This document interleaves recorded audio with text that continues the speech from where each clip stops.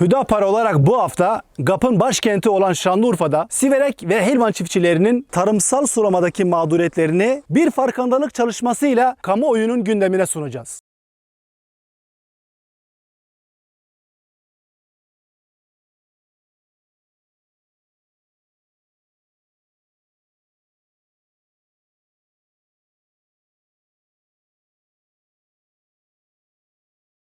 Siverek'e su geldi. Oh. Rakılarımız sağ olsun. Halen böyle bir çağda, böyle bir zamanda suyun dibimizde olmasına rağmen halen su sıkıntısı çekiyoruz. İnşallah Hüdapar İl Başkanı Emin Bey'in aracılığıyla yetkililer bir an önce sesimizi duyurur ve gereken adımları atmaya başlarlar. Devletimizden, milletvekillerimizden bir an önce Siverek, Hilvan çevresine su vermeni rica ediyoruz. Siverek geniş ve verimli arazilere sahip.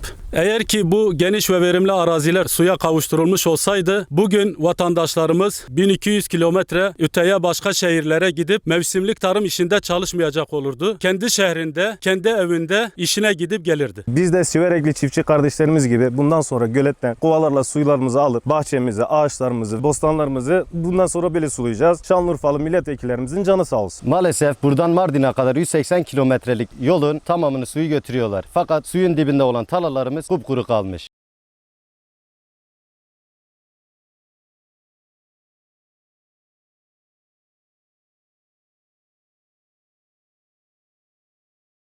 Adeta varlık içerisinde yokluk yaşıyoruz. Biz artık verilen sözlerin yerine getirilmesini istiyoruz. Eğer buradaki Fırat suyu 180 kilometre öteye götürülebiliyorsa Hilvan'a da getirilir. Biz Hilvanlılar şunu sormak istiyoruz. Acaba biz üvey evlat mıyız ki Fırat'ın suyundan istifade edemiyoruz? Fırat akar akar da durur, Hilvan ve Siverek bakar da durur. Artık bu manilerde yer almış.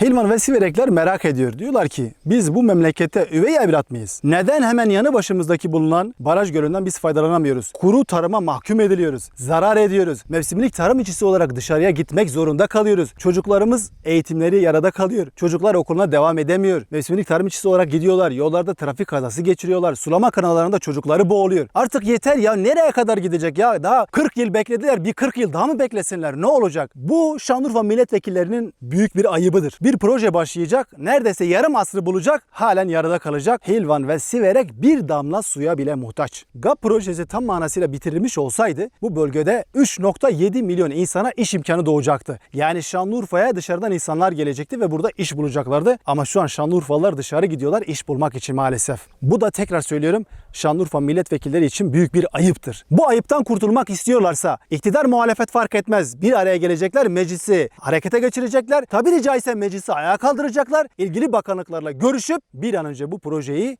uygulamaya koymaları gerekir. Hilvan ve Siverek artık suya kavuşmak istiyor. Devlet vatandaşı için vardır. Devlet insan için vardır. Devlet hizmet için vardır.